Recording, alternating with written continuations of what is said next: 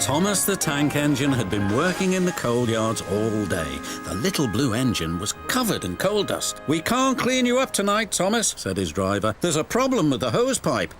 "Bother," said Thomas. "A bath would make me feel much better. The others are sure to say I look silly."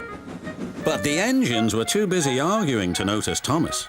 James was talking loudest of all. "I deserve a new coat of paint. The Fat Controller says I'm the pride of the line and—" "Rubbish," huffed Henry. "We're all the pride of the line." "It's been like this all day," confided Percy to Thomas. "James is getting a new coat of paint and won't stop boasting about it." "Why, James? I'm the one who needs a new coat. Look at me." "I'd rather not," retorted James. "You're not a pleasant sight and wouldn't understand the needs of a really important engine." Thomas was fuming. Next morning, as James was being repainted, Henry had an accident. "If you can't push trucks properly, Henry, why not talk to a tree instead? You know how much you like the forest." "As a matter of fact, Bossy Boiler, the Fat Controller is inspecting the island for trees that are too close to the line. He's worried they might cause trouble." "Pah!" laughed James. "If I came upon a tree, I'd just push it aside." "Really?" replied Henry. Soon James was showing off his paintwork. "Make way for an important engine." "You wouldn't feel important if one of these trees crashed on you. You'd feel hurt," reproached Percy. "Rubbish! It wouldn't dare." "You should be careful, James. Trees can be just as powerful as engines," advised Terence. "Pah!"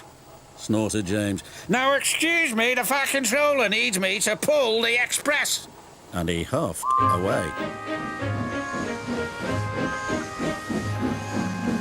But James was wrong. "You must go to the yards and collect an important goods train, James. It's heavy, so be careful," said the Fat Controller. "But, sir, I've just been repainted. Can't Thomas or Percy do it? They're dirty and like working with trucks." Really useful engines don't argue. So James didn't. By the time he arrived at the yards, the weather had changed for the worse. "Your colour's nice, James. Pity about your face, though," said a truck. James ignored them and set off. Soon they came to a hill, and his driver knew that they were in for a difficult time.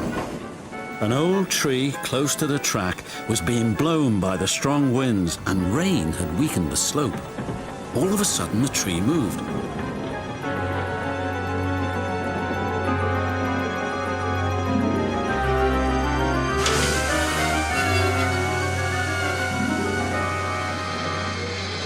"Ooh, help!" cried James. "Go away!" But of course the tree couldn't. James tried to reverse away from the tree, but his train was too heavy. Then he heard a whistle. "It's Thomas," called his driver. James felt embarrassed and worried that Thomas would laugh at him, but Thomas didn't. He knew that this was no time for teasing. "Beep, beep, I'm ready," whistled Thomas. "So am I," James replied. "As ready as I'll ever be."